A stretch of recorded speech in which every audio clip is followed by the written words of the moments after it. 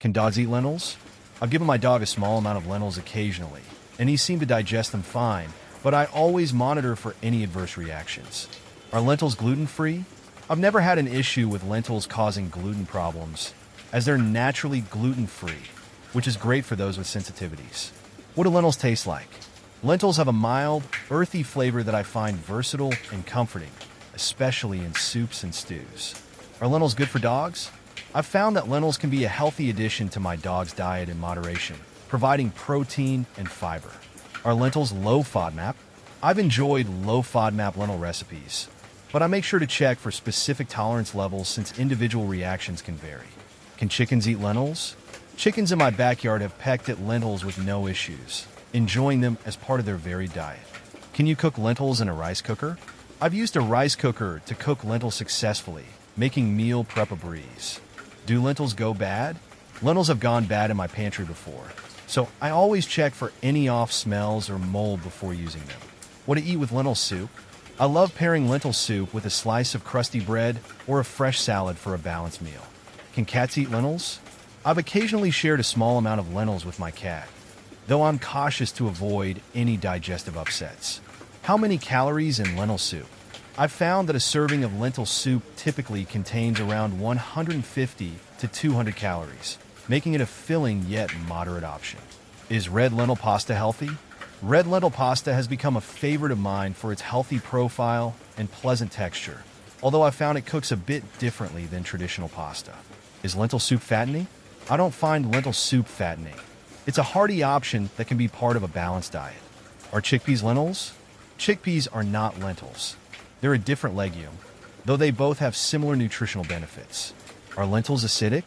Lentils aren't particularly acidic, so they don't usually affect my stomach or digestive system. How to make lentil flour? I've made lentil flour by blending dry lentils in a food processor, and it's worked well as a gluten-free baking ingredient. Are lentils good for losing weight? I've found lentils to be great for weight loss, as they're high in protein and fiber, keeping me full longer. Do birds eat lentils? Birds in my yard have pecked at lentils occasionally, showing that they can be a part of their diet. How many lentil plants per person? For personal use, I've found that 1 or 2 lentil plants per person is sufficient to grow enough for regular use. Can lentils give you diarrhea? I've had a bad experience with eating too many lentils too quickly, leading to some uncomfortable digestive issues. How to roast lentils? Roasting lentils is something I've tried for added crunch and flavor, and they make a fantastic snack or salad topping. What is a chocolate lentil? A chocolate lentil is a fun treat I've seen, with a candy coating that makes it a sweet, crunchy snack. Are lentils low histamine? I haven't had any issues with histamine reactions from lentils, which makes them a safe choice for me. Can ducks eat lentils? Ducks in my pond seem to enjoy lentils, pecking them up without any apparent problems. Can rats eat lentils? I've found that rats will nibble on lentils if they're left out, so I keep my lentil storage secure. Do lentils need to be organic? I don't always choose organic lentils, but when I do, I feel better about the lack of pesticides in my meals. Lentil versus bean.